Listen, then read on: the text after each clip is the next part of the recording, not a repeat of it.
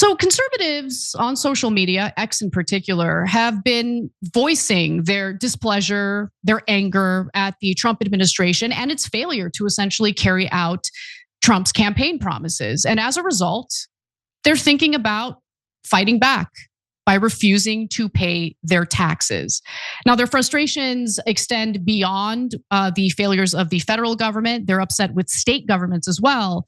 But this sort of disillusionment, and I should be clear, it's really a bipartisan issue. There are plenty of Democratic voters who are very upset with the way the Democratic Party has carried out its duties. And so there's one potential politician who might actually do something about it, which we're going to get to in just a minute. But before we do, let's first explain why conservatives are absolutely fed up and what they're saying on X. For one, they're outraged at the Minnesota fraud scandal, which alleges that billions in taxpayer dollars were stolen by Somali immigrants.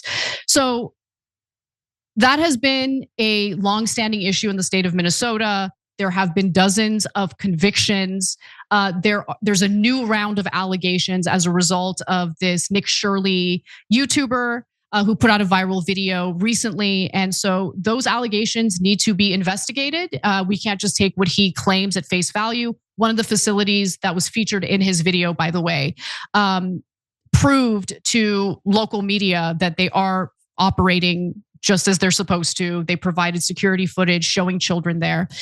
Nonetheless, conservatives are outraged about that story, and right-wingers are also furious that Trump hasn't followed through on his campaign promises. So one of the more vociferous critics of Trump's is Nick Fuentes, and his messaging has kind of taken off on the right. So here's what he takes jabs at Trump for. He says, Golden Age update, 325,000 deportations for 2025. Trump bombed Nigeria, bombed Venezuela, threatening to bomb Iran again. Fifth Netanyahu visit, Trump wins Israel prize. Epstein files redacted, YouTubers doing the FBI's job, $5 billion for refugee resettlement. Now, Savanah Hernandez, who's also a contributor and commentator for Turning Point USA, also went viral after she threatened to stop paying her taxes. She says, F it, I'm not paying taxes this year. And then when the IRS comes after me, I'll blow that up into a huge national story about how the government will destroy your life over a couple $1,000s.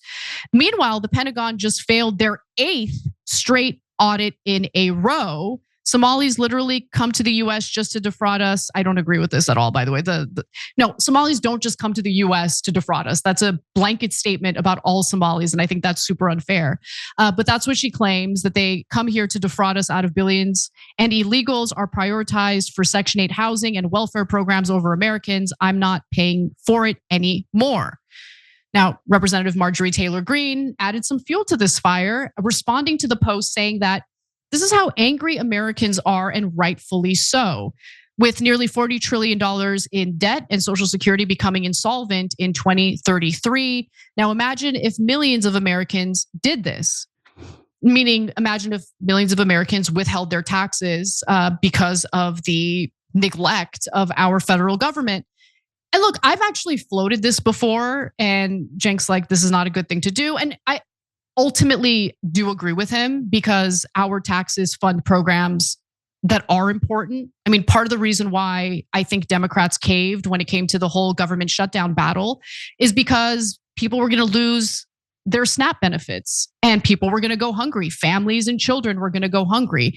So while I totally agree that our government has totally failed the American people, I think that refusing to pay taxes would further damage whatever's left of the government that they do somewhat effectively. But I want to fight back too. So I'm wondering if there's a way to kind of tinker with this so it causes less damage to programs that actually work, while actually punishing the politicians who, I don't know, make decent salaries paid for by American taxpayers, get government funded healthcare, which they deny to the American people, of course. How about we focus on ways to deny our members of Congress the benefits and the perks that they get to take advantage of as they take half of the year off And then they spend the rest of the time simply fundraising or engaging in theater during these like committee hearings. Don't forget, Noble Mobile saving you a ton of money. So a lot of people are signing up now and beginning to realize, what the hell, why am I paying so much to Verizon and AT&T? So your bill's only $50 a month, but it can actually be less because they give you money back if you don't use your data. So if you're paying more than $50, there's no reason to not switch. It's crazy not to switch because same phone, same number, same contacts, literally nothing changes. TYT.com/switch, TYT.com/switch. All right, we'll be right back. The Hodge twins say at this point, there is no reason to pay taxes anymore. Then you have Graham Allen. The whole country should stop paying taxes until the corruption ends. Hit them where it hurts. Demand accountability by taking away their money. So as 2025 comes to a close, let's actually take a minute to remember the very beginning of this year because things were very different. So Elon Musk's DOGE initiative, for instance, was surrounded in controversy from the day it began. And then it eventually burned out and died with a whisper. But the idea of the program was popular even while Musk was making a mess of things. And that's because I think most Americans do feel that our resources are being squandered, wasted.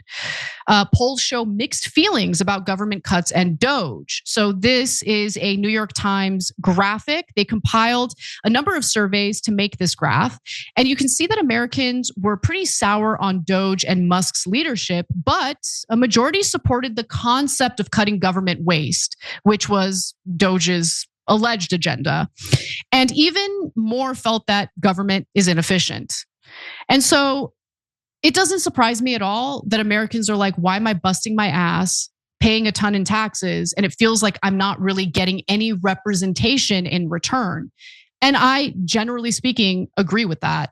And there needs to be a way for like-minded Americans who are frustrated with our broken political system to work together and demand more. There needs to be, honestly, a purge in our government. There need to be deep reforms because the problem that we're seeing right now stems from the big underlying issue, right? And that underlying issue is that anyone can be bought.